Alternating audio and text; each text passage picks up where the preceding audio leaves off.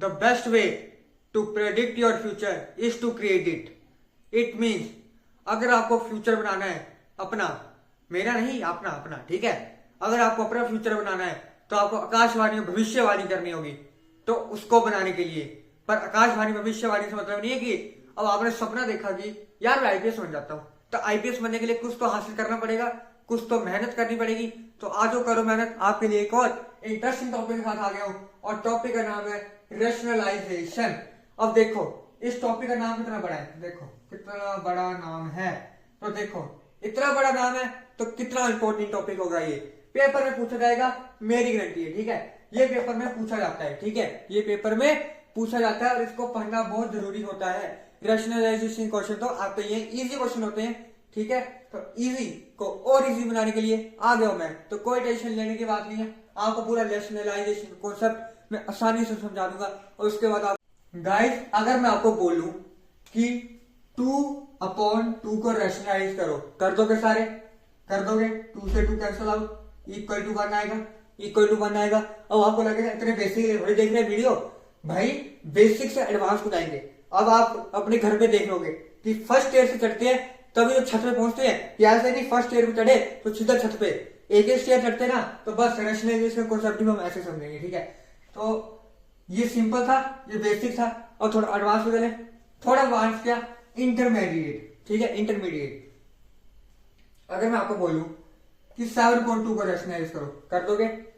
कर दोगे, डिवाइड कर दोगे, ये आ गया 3.5, आंसर आएगा 3.5, ठीक है, 3.5 आंसर आएगा।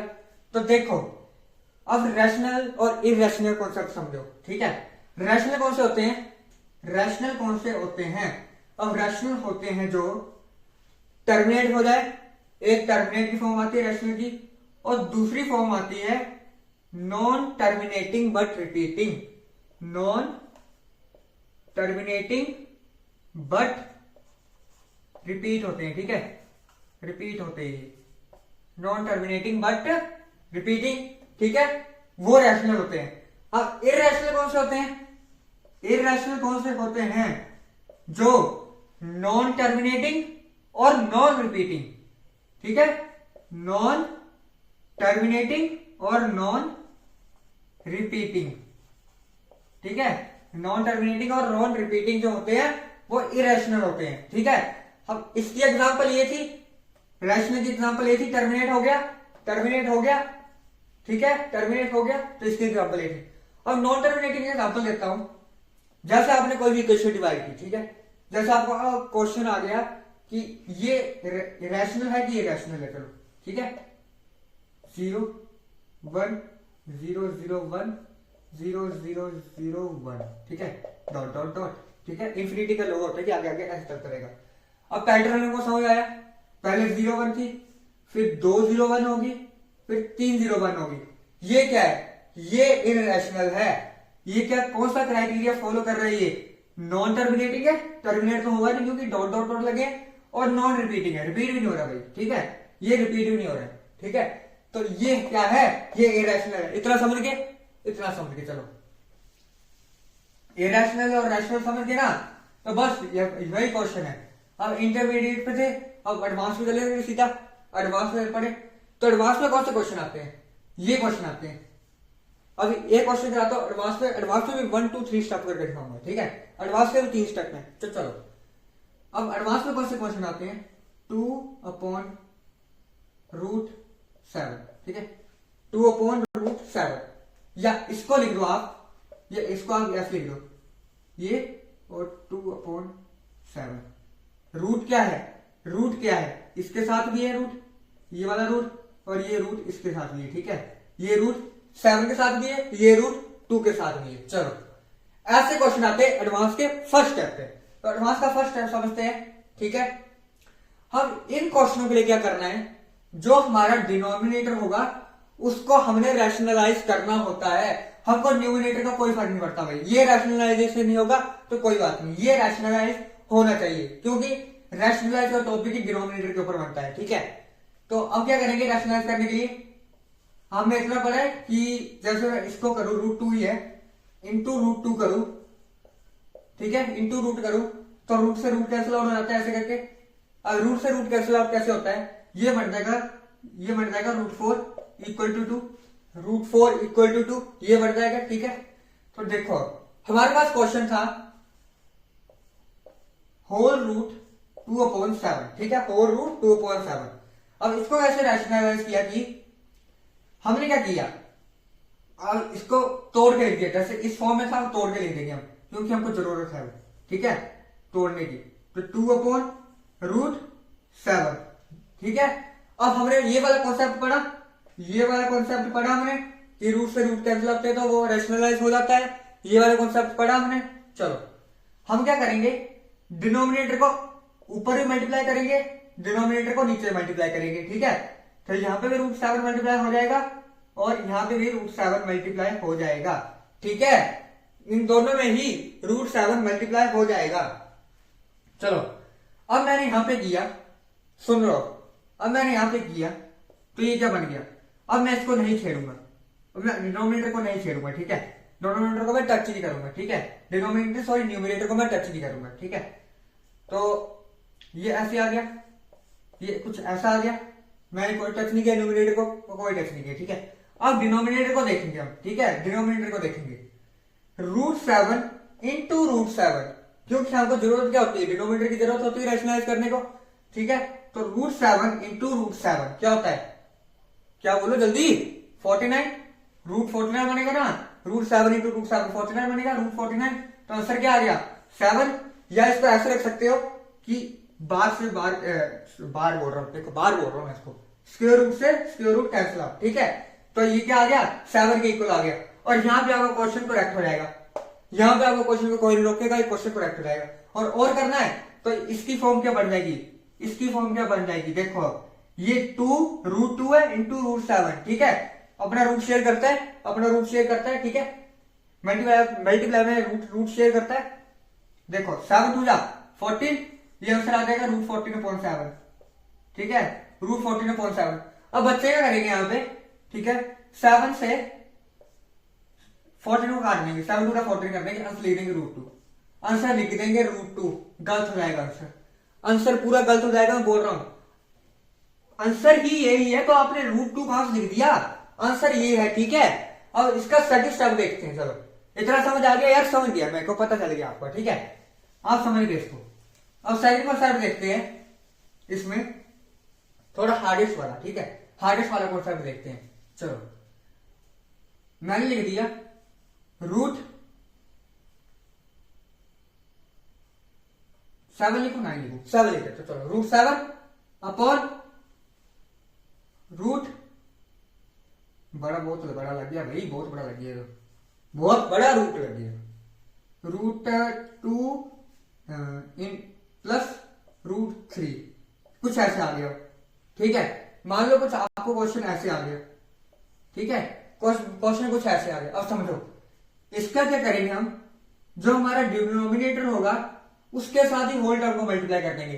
रैशनलाइज क्या करना है, डिनोमिनेटर करना है, ऊपर वाला नहीं भी होगा तो नंबर मिलेंगे भाई, ऐसे नंबर मिलेंगे, ऐसे कोई टीचर गलत नहीं करेगा, ठीक है, मेरी गारंटी है, जो मेरी गारंटी है गलत नहीं हो सकती, ठीक है। तो करो √7 मल्टीप्लाई बाय क्या था ये √2 + 3। अब यहां पे ध्यान रखना, अब क्या होगा, यहां पे एडिशन का साइन है, यहां पे सब्ट्रैक्शन का हो जाएगा। जब आप इस टर्म को मल्टीप्लाई करोगे तो सब्ट्रैक्शन का हो जाएगा, ठीक है, इस टर्म को जब आप मल्टीप्लाई करोगे तो सब्ट्रैक्शन का हो जाएगा। कौन सी टर्म को क्या करोगे, इस टर्म को, ठीक है, जब ये साइन एडिशन का साइन सब्ट्रैक्शन हो जाएगा, समझ गए ना। अब टर्म कर रहा हूं, कोई बच्चों को समझ भी नहीं आ रहा होगा, ठीक है। अब मैंने यहां पे साइन चेंज किया, ठीक है, √2 माइनस √3, कुछ ऐसा आया, अपॉन में क्या था √2 plus √3 into same as it is, ये लिखेंगे सेम एज इट लिखेंगे 2√2 √3, ठीक है, ये लिख दिया। इक्वेशन क्या बन गई हमारे पास, ये बन गई इक्वेशन, समझ रहे हो ना, चमका कुछ दिमाग में यार, चमकाओ अपने दिमाग को, ठीक है, ठीक है, ये इक्वेशन बन गई हमारे पास, ये इक्वेशन बन गई। अब क्या करेंगे, इसको एज इट इज रहने देंगे, इसको हम सिंप्लीफाई नहीं करेंगे, क्योंकि यहाँ पे बच्चे कंफ्यूज हो जाएंगे, नीचे वाले गलत कर देंगे, कोई प्रॉब्लम नहीं होगी, नंबर कटेगा, मेरे को कोई प्रॉब्लम नहीं होगी, ठीक है, और आपको प्रॉब्लम होगी तो मेरे को बड़ी प्रॉब्लम होगी, ठीक है। तो √2 minus √3 same as it is लिख देंगे, कोई दिक्कत नहीं। अब हमने आइडेंटिटी पढ़ी थी a plus B a minus B, कुछ ये जो आइडेंटिटी है इसके साथ कोई सूट कर रही है, प्लस माइनस ए भी सेम है, बी भी सेम है, ए भी सेम है, बी भी सेम, कुछ आइडेंटिटी मैच की आइडेंटिटी मैच की, तो यही तो है भाई सेकंड स्टेप में, यही तो आता है एडवांस में, ठीक है। यही आइडेंटिटी मैच होगी तो क्या करना हो, इसका जब सिंप्लीफाई होती है आइडेंटिटी तो बनती है A square minus B square, क्या बनती है ये ए स्क्वायर माइनस बी स्क्वायर बनती है। तो चलो अब क्या करेंगे, √2 का ये होल स्क्वायर हो जाएगा, क्योंकि ए की टर्म क्या थी √2 थी, तो ए का होल स्क्वायर हो गया, होल स्क्वायर मतलब इनका रूट का भी होल स्क्वायर हो गया, 2 का भी होल स्क्वायर हो गया, ठीक है। अब क्या आएगा, माइनस का साइन है, माइनस लिख देंगे, बी है, बी क्या हमारे पास 3 है, तो यहाँ पे होल स्क्वायर हो गया यहाँ पे, ठीक है।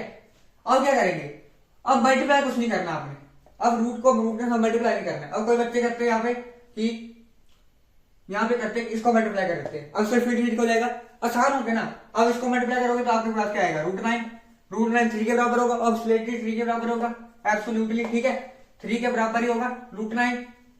तो क्या करोगे आप, स्क्वायर से रूट कट जाता है, इतना सबको पता है, स्क्वायर से रूट कट जाता है, इसका रूट काट देंगे, ठीक है। तो हमारे पास आंसर क्या आया, आंसर क्या आया हमारे पास 7 इंटू √2 माइनस √3, ठीक है, अपॉन 2 माइनस 3। अब कोई बच्चे क्या करेंगे, यहाँ पे 1 लिख देंगे, गलत हो जाएगा फिर इसके, कोई फायदा नहीं होगा, ठीक है। अब आंसर -1 आया। अब आपने फिर रैशनलाइज नहीं हुआ, अभी ये रैशनलाइज नहीं हुआ भाई, सेकंड स्टेप में थोड़ा स्टेप सेकंड है तो थोड़ा टाइम भी लेगा, है ना। अभी रैशनलाइज नहीं हुआ, इसका सब्ट्रैक्शन का साइन, ये जो आपके पास सब्ट्रैक्शन का साइन है इसका, वो कहाँ चल जाएगा, वो चल जाएगा इसके साथ, ठीक है, वो चल जाएगा इसके साथ, ये एज इट इज 1 रहेगा, डिनोमिनेटर में क्या रहेगा 1 रहेगा, ठीक है, और सेम एज इट इज ये टर्म यहाँ पे आ जाएगी, ठीक है, और इसके साथ क्या लग जाएगा, सब्ट्रैक्शन का साइन लग जाएगा। समझ गए, सेकंड केस भी समझ गए, चलो सेकंड केस भी समझ गए। थर्ड केस, और थर्ड केस सबसे इजी केस, और फर्स्ट सेकंड तो थोड़े हार्ड भी थे, तो सेकंड थर्ड का केस को देखते हैं। चलो थर्ड केस हमारे पास 3 प्लस √2 अपॉन √3 माइनस √2, सबसे आसान केस है। क्या बोला था कि डिनोमिनेटर को रैशनलाइज करते हैं तो इसके साथ मल्टीप्लाई कर देंगे, इसको मल्टीप्लाई कर देंगे, ठीक है, तो √3 प्लस साइन चेंज होगा, साइन ये प्लस एडिशन में जाएगा, ये जो साइन है वो एडिशन में जाएगा, तो चलो एडिशन में किया √2, ठीक है, √2 अपॉन अब ये साइन चेंज होगा, यहां पे भी साइन चेंज हुआ, 3 प्लस √2, ठीक है, 3 प्लस √2, यहाँ पे साइन चेंज हो गया, ऊपर भी साइन चेंज हुआ है, नीचे साइन चेंज होगा, ठीक है। अब क्या आंसर आएगा, बोलो जल्दी, बोलो जल्दी बोलो, ठीक है। ये तो अब ये किसके, अब नीचे वाला तो a minus B whole square बन गया, ठीक है, A square minus B square whole square बन गया, ठीक है, होल स्क्वायर बोले क्या बोले यार मैं, ठीक है। अब ये किसके बराबर बना, ऊपर वाली टर्म, ये ऊपर वाली टर्म किसके बराबर बनी, बोलो जल्दी। ये ऐसे बन गई कुछ, a plus B whole square बन गई, a plus B whole square बन गई, क्योंकि ये टर्म भी सेम है, ये टर्म भी सेम है, तो इन दोनों को क्या लिख सकते हैं, a plus B whole square लिख सकते हैं। तो A square plus B square लिखने को क्या करना पड़ेगा, होल स्क्वायर लिखने को क्या करना पड़ेगा, यहाँ पे √3 लिखेंगे, यहाँ पे लिखेंगे √2, ठीक है, अपॉन का लिख देंगे स्क्वायर, ठीक है, यहाँ लिख देंगे। ऊपर रैशनलाइज हो गया, नीचे को रैशनलाइज करना होता है, मेन बात नीचे वाली की, ऊपर वाला नहीं भी होगा कोई बात नहीं। अब देखो, अब स्क्वायर हुआ इसका स्क्वायर हुआ, ठीक है, तो स्क्वायर हुआ, स्क्वायर माइनस, अब इसका स्क्वायर हुआ 2 का स्क्वायर हुआ, तो मैंने क्या बोला था, स्क्वायर से रूट कट जाता है, स्क्वायर से रूट कैंसिल आउट हो जाता है, तो कैंसिल आउट कर देंगे, ठीक है। हमारे पास आंसर क्या आया, मेनली यहाँ पे 3 - 1 हुआ, नहीं 3 - 2 हुआ, ठीक है, 3 - 2 हुआ, तो यहाँ पे 1 आ गया, और यहाँ पे टर्म एज इट इज आ गई, ठीक है, समझ गए। ये तीनों के तीनों केस समझा दिए मैंने, तीनों के तीनों केस, यहाँ देखो रैशनलाइज कर जानो मैंने, ठीक है, तीनों के तीनों केस समझा दिए मैंने, बेसिक, इंटरमीडिएट, एडवांस केस, जो पेपर में आता है सब कुछ समझा दिया। इसके रिलेटेड ही क्वेश्चन आएंगे, इससे बाहर कोई क्वेश्चन नहीं आएगा, ठीक है। तो आज के लिए बस इतना ही। वीडियो अच्छी लगेगी तो लाइक एंड सब्सक्राइब कर देना और इन टॉपिक को प्लीज रिवाइज कर देना, ठीक है। इन टॉपिक को जितना रिवाइज करोगे उतना अच्छे से आएगा और पेपर में उतनी आसानी होगी भाई। आपको आसानी होगी, मैंने दे दी वही के पेपर, ठीक है, मेरा हो गया आप काम, आपने दे दिया पेपर, ठीक है। तो आज के लिए बस इतना ही। Thank you.